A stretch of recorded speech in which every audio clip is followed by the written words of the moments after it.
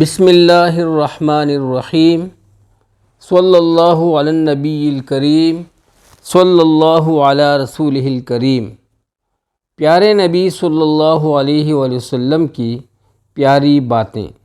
حضرت انس رضی اللہ تعالیٰ عنہ بیان کرتے ہیں، نبی کریم صلی اللہ علیہ وآلہ وسلم دھاری دار کپڑا زیب تن کرنا زیادہ پسند کرتے تھے۔ متفق علیہ، حدیث نمبر 4304، مشکوٰۃ شریف۔ حضرت مغیرہ بن شعبہ رضی اللہ تعالیٰ عنہ سے روایت ہے کہ نبی کریم صلی اللہ علیہ وآلہ وسلم نے تنگ آستینوں والا رومی جبہ زیب تن کیا۔ متفق علیہ، بحوالہ نمبر 4305، مشکوٰۃ شریف۔ حضرت ابو بردہ رضی اللہ تعالیٰ عنہ بیان کرتے ہیں، عائشہ رضی اللہ تعالیٰ عنہ نے پیون لگی ہوئی ایک چادر اور ایک موٹی تہبند ہمیں دکھائی اور فرمایا، رسول اللہ صلی اللہ علیہ وآلہ وسلم کی ان دو کپڑوں میں روح قبض کی گئی۔ متفق علیہ، بحوالہ نمبر 4306، مشکوٰۃ شریف۔ حضرت عائشہ رضی اللہ تعالیٰ عنہ بیان کرتی ہیں، رسول اللہ صلی اللہ علیہ وآلہ وسلم جس بستر پر آرام فرمایا کرتے تھے وہ چمڑے کا تھا، جس میں کھجور کے پتے بھرے ہوئے تھے۔ متفق علیہ، بحوالہ نمبر 4307، مشکوٰۃ شریف۔ حضرت عائشہ رضی اللہ تعالیٰ عنہ بیان کرتی ہیں، رسول اللہ صلی اللہ علیہ وآلہ وسلم کا تکیہ جس پر آپ صلی اللہ علیہ وآلہ وسلم ٹیک لگایا کرتے تھے وہ چمڑے کا تھا، جس میں کھجور کے پتے بھرے ہوئے تھے۔ رواہ مسلم، بحوالہ نمبر 4308، مشکوٰۃ شریف۔ حضرت عائشہ رضی اللہ تعالیٰ عنہ بیان کرتی ہیں، ہم نصف النہار کی گرمی میں اپنے گھر میں بیٹھے ہوئے تھے کہ کسی نے حضرت ابو بکر رضی اللہ تعالیٰ عنہ سے فرمایا، یہ چادر کے کنارے سے سر ڈھانپ کر تشریف لانے والے رسول اللہ صلی اللہ علیہ وآلہ وسلم ہیں۔ رواہ البخاری، بحوالہ نمبر 4309، مشکوٰۃ شریف۔ حضرت جابر رضی اللہ تعالی عنہ سے روایت ہے کہ رسول اللہ صلی اللہ علیہ وآلہ وسلم نے مجھے فرمایا، ایک بستر آدمی کے لیے، ایک اس کی اہلیہ کے لیے، تیسرا مہمان کے لیے، اور چوتھا اگر ہو تو وہ شیطان کے لیے ہے۔ رواہ مسلم، بحوالہ نمبر 4310، مشکوٰۃ شریف۔ حضرت ابو ہریرہ رضی اللہ تعالیٰ عنہ سے روایت ہے کہ رسول اللہ صلی اللہ علیہ وآلہ وسلم نے ارشاد فرمایا، اللہ روز قیامت اس شخص کی طرف نظر رحمت سے نہیں دیکھے گا جو تکبر کے طور پر اپنا ازار گھسیٹتا ہے۔ متفق علیہ، بحوالہ نمبر 4311۔ ازار سے مطلب اپنا کپڑا جو ہوتا ہے اسے کہا جاتا ہے۔ حضرت ابن عمر رضی اللہ تعالیٰ عنہ بیان کرتے ہیں، رسول اللہ صلی اللہ علیہ وآلہ وسلم نے ارشاد فرمایا، اسی اثناء میں کہ ایک آدمی تکبر کے طور پر اپنا تہبند گھسیٹتا تھا، اس وجہ سے اسے زمین میں دھنسا دیا گیا اور وہ روز قیامت تک زمین میں دھنستا چلا جائے گا۔ رواہ البخاری، بحوالہ نمبر 4313، مشکوٰۃ شریف۔ حضرت ابو ہریرہ رضی اللہ تعالیٰ عنہ بیان کرتے ہیں، رسول اللہ صلی اللہ علیہ وآلہ وسلم نے ارشاد فرمایا، تہبند جو ٹخنوں سے نیچے ہو جائے جہنم میں لے جاتا ہے۔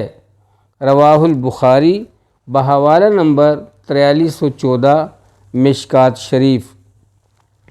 حضرت جابر رضی اللہ تعالیٰ عنہ بیان کرتے ہیں، رسول اللہ صلی اللہ علیہ وآلہ وسلم نے منع فرمایا کہ آدمی اپنے بائیں ہاتھ سے کھائے یا ایک جوتا پہن کر چلے، اور یہ کہ وہ اپنے پورے جسم پر اس طرح چادر لپیٹ لے کہ ہاتھ بھی نہ نکل سکیں، اور یہ کہ وہ ایک کپڑا اس طرح لپیٹ لے کہ شرمگاہ ننگی ہو۔ رواہ مسلم بحوالہ نمبر 4315 مشکات شریف۔ حضرت عمر رضی اللہ تعالیٰ عنہ اور حضرت انس رضی اللہ تعالیٰ عنہ اور حضرت ابن زبیر رضی اللہ تعالیٰ عنہ اور حضرت ابو امامہ رضی اللہ تعالیٰ عنہ نبی صلی اللہ علیہ وآلہ وسلم سے روایت کرتے ہیں، آپ صلی اللہ علیہ وآلہ وسلم نے ارشاد فرمایا، جو شخص دنیا میں ریشم پہنتا ہے وہ اسے آخرت میں نہیں پہنے گا۔ متفق علیہ۔ بحوالہ نمبر 4316 مشکات شریف۔ حضرت ابن عمر رضی اللہ تعالیٰ عنہ بیان کرتے ہیں، رسول کریم صلی اللہ علیہ وسلم نے ارشاد فرمایا، دنیا میں صرف وہی شخص ریشم پہنتا ہے جس کا آخرت میں کوئی حصہ نہیں۔ متفق علیہ بحوالہ نمبر 4320 مشکات شریف۔ حضرت حذیفہ رضی اللہ تعالیٰ عنہ بیان کرتے ہیں، رسول اللہ صلی اللہ علیہ وآلہ وسلم نے سونے چاندی کے برتن میں کھانے پینے ریشم اور دیباج ریشم کی ایک قسم پہننے اور اس پر بیٹھنے سے ہمیشہ منع فرمایا ہے۔ متفق علیہ بحوالہ نمبر 4321 مشکات شریف۔ حضرت علی رضی اللہ تعالیٰ عنہ بیان کرتے ہیں، رسول اللہ صلی اللہ علیہ وآلہ وسلم کو ریشمی جوڑے کا تحفہ پیش کیا گیا تو آپ صلی اللہ علیہ وآلہ وسلم نے اسے میری طرف بھیج دیا، میں نے وہ پہن لیا، لیکن بعد میں نے آپ صلی اللہ علیہ وسلم کے چہرے پر ناراضگی دیکھی۔ آپ صلی اللہ علیہ وسلم نے ارشاد فرمایا، میں نے اسے تمہاری طرف اس لیے نہیں بھیجا تھا کہ تم اسے پہن لو، میں نے تو اسے تمہاری طرف اس لیے بھیجا تھا کہ تم اسے پھاڑ کر خواتین کی اوڑھنیاں بنا لو۔ متفق علیہ بحوالہ نمبر 2322۔ حضرت عمر رضی اللہ تعالیٰ عنہ سے روایت ہے کہ نبی کریم صلی اللہ علیہ وآلہ وسلم نے ریشم پہننے سے منع فرمایا، مگر 2 انگلیوں کی مقدار کے برابر اجازت فرمائی۔ رسول اللہ صلی اللہ علیہ وسلم نے اپنی درمیانی اور انگشت شہادت کو ملا کر انہیں بلند کر کے اس مقدار کی وضاحت فرمائی۔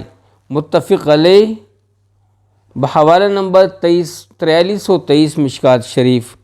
دوستو، تعلیمی حلقہ میں آپ لوگوں نے جتنی بھی احادیث شریف سماعت کی، اللہ سبحانہ وتعالیٰ آپ کو اس مجلس میں رہنے کا پورا بدلہ نصیب فرمائے، اجر عطا فرمائے، اور آپ کی دل کی تمام آرزوئیں پوری فرمائے، اور ہر قسم کی حاجات کو اللہ پاک اس بابرکت محفل کے طفیل حل فرمائے۔ دوستو، آپ صلی اللہ علیہ وسلم سے محبت کرنا، آپ صلی اللہ علیہ وسلم کی بول سے محبت کرنا، اور آپ صلی اللہ علیہ وسلم کے بول سن کر اس کے مطابق زندگی گزارنا اور دوسروں کو بھی اس طرف لے کے آنا، یہی ہماری زندگی کا مقصد ہونا چاہیے۔ اللہ تعالیٰ آپ سب لوگوں سے راضی ہو۔ اپنا ڈھیر سارا خیال رکھیے گا، اپنی دعاؤں میں ہمیں بھی یاد رکھیے گا۔ اب تک کے لیے اتنا ہی۔ السلام علیکم ورحمۃ اللہ وبرکاتہ۔